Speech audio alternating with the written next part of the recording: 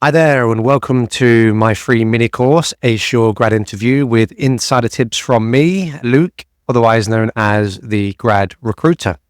It's fantastic to have you here. Thank you so much for joining me on this mini course. And you might be a graduate that is new to the job market. Perhaps you've only graduated recently and you're just starting to apply for jobs and maybe even secure some interviews, which is great. Or you might be a graduate who has been looking for your first job for a while now. Either way, you're probably aware of just how tough and competitive it is out there for graduates these days. There are often hundreds or even thousands or even tens of thousands of graduates going for what can sometimes be just a few roles. And standing out from the crowd is tougher than ever. And that's why I've created this course, because over the years of being a graduate recruiter, I have interviewed and talked with thousands of graduate candidates. And throughout this time, I've seen firsthand what the exceptional candidates do, the kind of traits they display, how they conduct themselves in interviews, and really just make a fantastic impression and stand out from the competition. And throughout this mini course, I'm going to be sharing some of that knowledge with you and provide you with actionable tips and advice that you can start putting into practice right away to improve your chances of success in your graduate interviews, which are the critical place where you need to sell yourself. So in terms of how this mini course will be structured, over the next 5 days, you're going to be receiving by email from me each day an email with a link to a short video lesson, no more than 5 or 10 minutes or so. It's going to be packed full of those insights and advice. And as I mentioned, the goal is at the end of those 5 days, you're going to be equipped with the insights you need to boost your chances of success in your interviews and ultimately securing the job, which I know you really want. So without further ado, let's get started with lesson 1. So lesson 1 is going to be all about nailing the fundamentals, which are critical as a candidate because you can deploy all the advanced interview and communication techniques you like, but if you're not getting the basics right, you're really going to be at a disadvantage. So let's get stuck in to this. The first thing to mention here is being mindful of your body language. Now, in a world where a lot of interviews these days are being conducted virtually, whether that's over Teams or Skype or Zoom, etc., this is something that can be easily overlooked as a candidate because you might think that during a virtual interview, your interviewer is not going to pick up on your body language, but we can. And it's important to just make sure that you're expressing the body language that you would do in an in-person interview, because think about it, you wouldn't be slouching, hopefully not, if you were in a in-person interview, or you wouldn't be having sort of a closed body language where you're just crossing your arms like this or looking down like this. So you should also be mindful of that during virtual interviews as well. And you don't have to overdo this, but as you're going into your interview, just give yourself a little pointer to have the right body language. So shoulders back if you can, just make sure you're square, and that you're just expressing that enthusiasm and that confidence as well. That can make a big difference right from the get-go. So something to be mindful of for sure. The second tip here is having clarity on your motivations. Now, this one is vital because often I've interviewed candidates who they're able to talk about their experience nicely. They've got a good CV.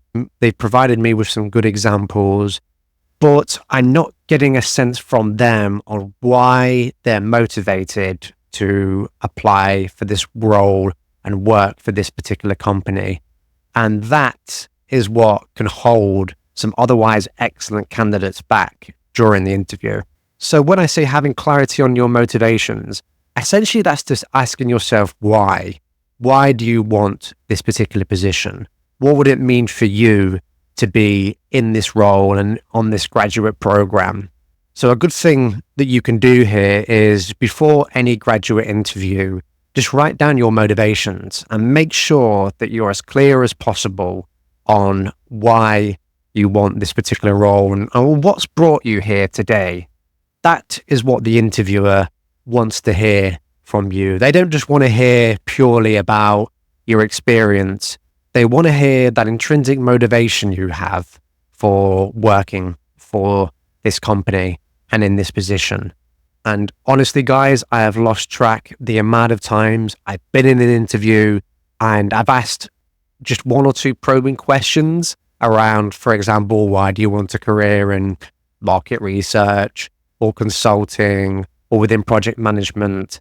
And they'll just go blank because they haven't really given it some thought.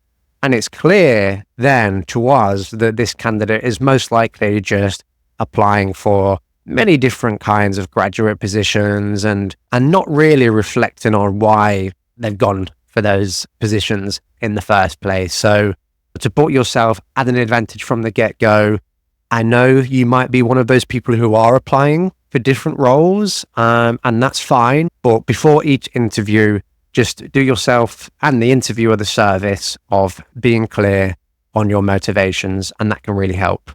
The third thing we're going to mention here is knowing your CV like it's second nature. And this one I appreciate might sound like common sense, but again, you'd be surprised. I have sometimes asked candidates about a previous experience academically, professionally, or personally on their CV, their resume, and they've just forgotten about it, and that they're not able to then elaborate on what they did during that experience and what they learned from it. And that can happen sometimes if you're a candidate who has quite a bit of previous experience. Maybe you've worked in multiple roles, or you've undertaken various academic projects in the past, or volunteer or personal projects as well.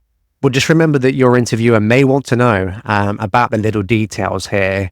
Even if you think, oh, well, it was done 5 or 10 years ago, it's not going to get brought up in the interview. It can. So you can just make sure you avoid that awkward situation of not remembering what you did at some point in your life by having just a scan through of your CV before the interview and just familiarizing yourself again with the details of that project or what you did in that role, just in case it comes up and you're ready to deal with any questions that come your way. Now, the next tip here is making sure you don't rush your answers and remembering that your interview is not a race. I appreciate that you may have got, as I mentioned in previous points, quite a bit of experience and you've got loads of examples lined up and you want to talk about lots of different things to make the best impression possible. But that can sometimes mean that, particularly if the interview is maybe on the shorter side, like maybe 20 or 30 minutes, you're just rushing through things because you think you might run out of time and things might not get covered. All I would say here is just pace yourself. You don't have to go super slow, of course, by any means, but if you're just going at things at 200 miles an hour, your interviewer can just become a little bit overwhelmed at times, and sometimes you can also confuse yourself because maybe you've gone so fast that you're just losing your train of thought, and that can be not the best look always as well if you're just sort of pausing because you've lost your train of thought multiple times by just going too fast. So one thing that can help here, again, linking to the preparation side, and I'm sure you've realized by now that preparation is key, and we're going to talk about that more in the next lesson. But again, beforehand, if you know the interview is going to be on that shorter side and you might not have enough time to cover all the examples that you would ideally want in a longer format, then you can just write down a few key examples and topics and experiences that you want to talk about no matter what. And just think about how you can perhaps make those examples concise if need be. That way you can cover more examples, but in a shorter time period. But again, slow down a little bit here if needs be. I understand and I've seen that nerds can sometimes play a part, and that can make us just want to, again, talk, without taking any pause. But that can sometimes help to just gather your thoughts and go in a different direction and give your interviewer a chance as well just to digest what you're telling them. So something just to keep at the back of your mind as well. And last but certainly not least on this list of fundamentals is showing curiosity, both through your answers and also the questions you're asking in your interview as well. Now, curiosity, just like motivations, which we mentioned a little bit earlier on, can be easy to overlook, even for excellent candidates. But think about it. The interviewer and the company you're applying for, they want people who are curious about them, who can show an eagerness to learn more, and who can show an intrigue in the type of work they're doing. Because otherwise, it might lead us to think that you're somebody who doesn't really want this too much, or probably won't stay around for the longer term because you're not showing enough curiosity and interest in what the company do. And you can show this through your answers by perhaps just linking back the experiences you've done with the role, or talking about what really sparked your interest in that particular sector. So just think about that a little bit. Think about your previous experience, your journey so far. Was there a moment that cemented your desire to work in this industry or with this company? What caught your eye about this role in particular? Was it something you noticed on the job description, or was it perhaps a LinkedIn posting or a blog that you picked up on that the company's put out there that led you to apply for the role? So you can just talk about that a little bit in your answers, and also in the questions you're asking them as well. Asking the interviewer questions is absolutely critical. Again, no matter how well your interview has gone, if you end the interview with sort of, okay, I don't really have any questions, I feel like we've covered everything, again, that just leaves something to be desired from the interviewer's side. So just make sure that you're asking a couple of questions to try and make them original questions as well. You know, they're very common questions sometimes come up, like, what's it like to work at your company? And that's still a decent enough question to ask. But if you really want to stand out, think about asking the interviewer questions that are a little bit more insightful, perhaps asking them about a particular project, or again, something you've noticed on the website, and get them thinking. And that can lead your interviewer to think afterwards, okay, that was a really interesting question they asked. They must be someone who is curious and who does genuinely have an enthusiasm for working with us. So that's definitely something that can help as well. All right, fantastic. Well, those are 5 key tips in terms of nailing the fundamentals. I hope this first lesson was useful for you, and I look forward to seeing you tomorrow for lesson 2.